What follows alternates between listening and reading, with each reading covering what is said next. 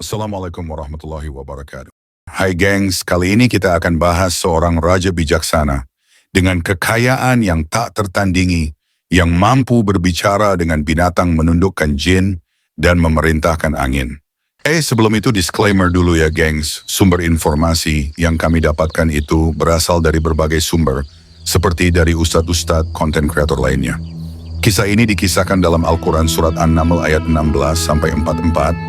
Dalam surat tersebut diceritakan bahwa Nabi Sulaiman berhasil menundukkan penguasa negeri Saba, yaitu Ratu Balqis, atas kekuasaan Allah Subhanahu wa Ta'ala.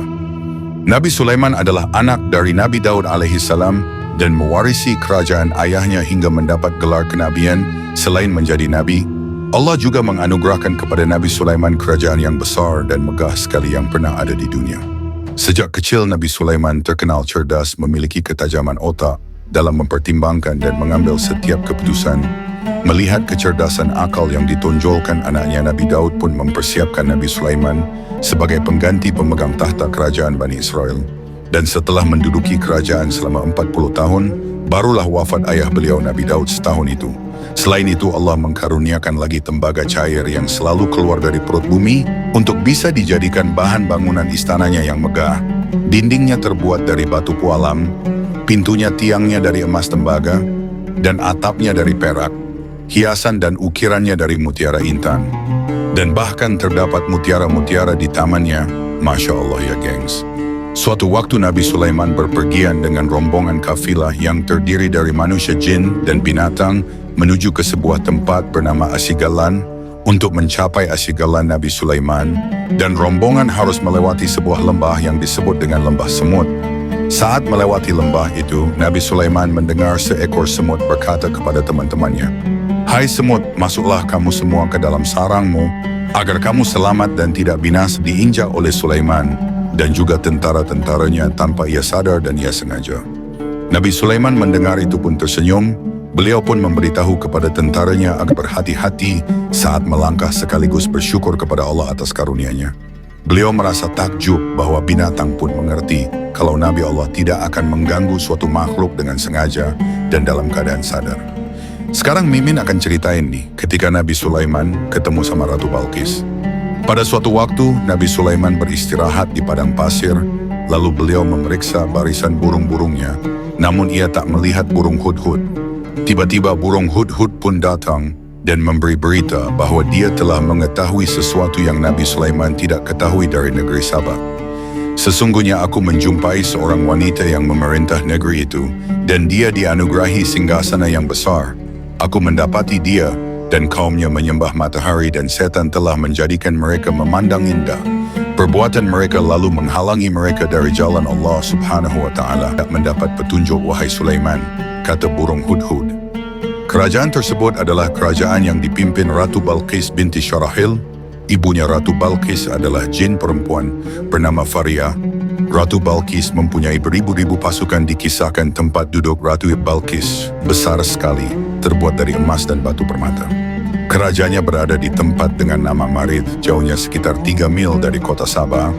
Pelayannya aja gengs untuk Ratu Balqis itu 600 orang khusus untuk melayani beliau. Setelah mendapat penjelasan dari burung hudhud, Nabi Sulaiman berkata, "Akan kami lihat apakah perkataanmu benar atau kamu termasuk makhluk yang berdusta."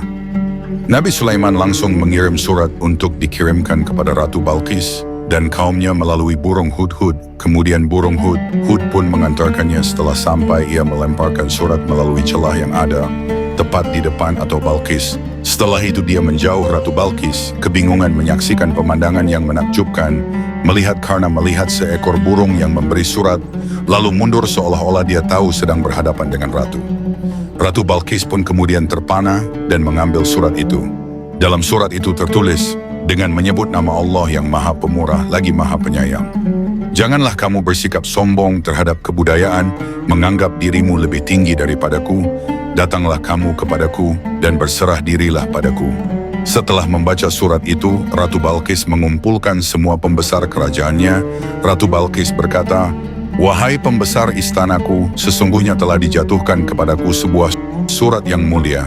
Karena ia telah melihat sendiri keajaiban si pengantar surat itu, ia menyimpulkan bahwa yang memberikannya surat bukan sembarang raja, Mereka pun mengetahui bahwa yang mengirim surat itu adalah Nabi Sulaiman.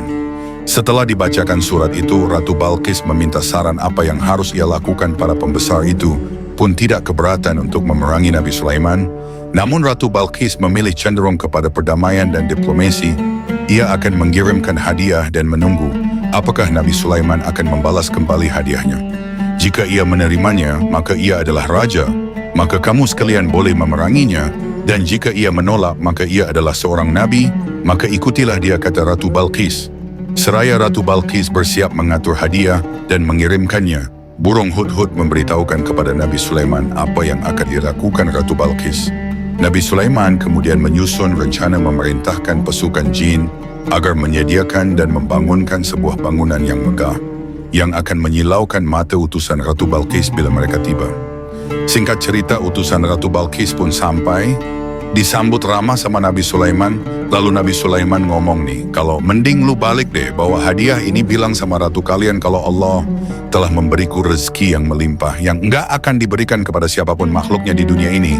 Aku udah diutus sebagai nabi dan rasul yang kekuasaanku enggak berlaku aja atas manusia, tapi jin dan hewan juga.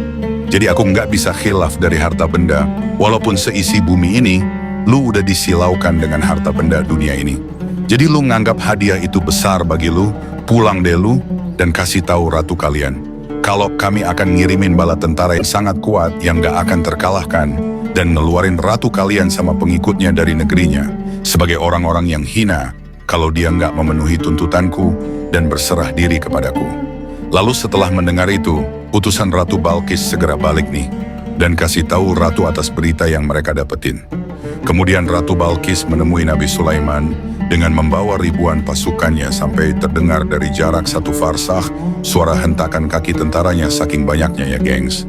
Sebelum itu Ratu Balqis nyuruh buat nutupin singgasananya, buat dimasukin ke dalam peti besar, dan penutup 7 lapis buat jaga-jaga. Di samping itu burung hudhud memantau perjalanan Ratu Balqis dan melaporkannya lagi ke Nabi Sulaiman. Setelah itu Nabi Sulaiman nanya nih ke pembesar-pembesar kerajaan dia, siapa nih yang sanggup mindahin singgasananya? Ratu Balqis ke istanaku, lalu jin Ifrit adalah yang pertama menyatakan kesanggupannya, bahkan sanggup memindahkan singgasana Ratu Balqis sebelum mereka sampai ke istana Nabi Sulaiman. Belum sempat Nabi Sulaiman menjawab, Ashif bin Balqoyah pun menawarkan hal yang gak biasa nih. Sebelum itu dari beberapa riwayat disebutkan kalau Ashif ini seorang menteri, ada yang menyebutkan sepupu Nabi Sulaiman, bahkan ada yang nyebutin kalau Ashif ini malaikat Jibril. Lanjut lagi ke tawaran Ashif tadi, ia menawarkan ingin memindahkan singgasana Ratu Balqis hanya dalam 1 kedipan mata. Lalu Ashif bilang ke Nabi Sulaiman untuk melihat langit. Ashif pun langsung berdoa meminta kepada Allah untuk mendatangkan singgasana Ratu Balqis. Lalu pas Nabi Sulaiman ngembaliin pandangannya seperti semula, ia melihat langsung singgasana Ratu Balqis di istananya. Ia pun terkesima. Singkat cerita, Ratu Balqis nyampe nih gengs. Nabi Sulaiman menunjuk singgasananya sambil ngomong, kayak gini nggak sih singgasanamu Ratu Balqis? Terheran-heran nih sambil ngomong kayak, bagaimana mungkin singgasanaku berada di sini? Ujar Ratu Balqis dalam hati. Masuk nih dia ke kerajaannya Nabi Sulaiman, ngelihat lantai sama dindingnya terbuat dari kayu putih. Dia naikin pakaiannya nih. Dia kira lantai itu kolam air, takutnya pakainya bisa basah. Terkena air itu, Nabi Sulaiman melihat tingkah Ratu Balqis itu pun ngomong, enggak usah kau singkap pakaianmu itu. Kamu bukan lagi di atas kolam air itu, semua adalah kaca putih yang menjadi lantai dan dinding kerajaan ini. Mendengar itu, saat itulah Ratu Balqis nyadar kalau kekuasaannya belum apa-apa. Saat itulah ia beriman kepada Allah Subhanahu wa Ta'ala. Dikisahkan Nabi Sulaiman wafat di usia 66 tahun saat beliau memperhatikan perbaikan Masjid Al-Aqsa. Dalam Al-Quran menyebutkan tidak ada tanda-tanda kematian Nabi Sulaiman kecuali tongkat yang dimakan rayap yang beliau gunakan sebagai sandarannya. Saat itulah Allah Subhanahu wa Ta'ala mengambil rohnya. Oke gengs, itu tadi kisah Nabi Sulaiman. Dalam kisah tersebut kita bisa mengambil keteladanan positif dari Nabi Sulaiman, bahwa jadilah pemimpin yang adil dan bijaksana, pemimpin yang tidak rakus dan tidak tamak akan harta dunia. Yang sementara ini, semua itu hanyalah titipan Allah gengs, karena semua pasti akan binasa nanti di yaumul akhir, termasuk benda mati pun binasa. Apalagi manusia yang hanya diibaratkan butiran debu ini, semuanya titipan agar kita bisa bertauhid di jalan Allah dalam memimpin manusia ke jalan yang benar. Wassalamualaikum warahmatullahi wabarakatuh.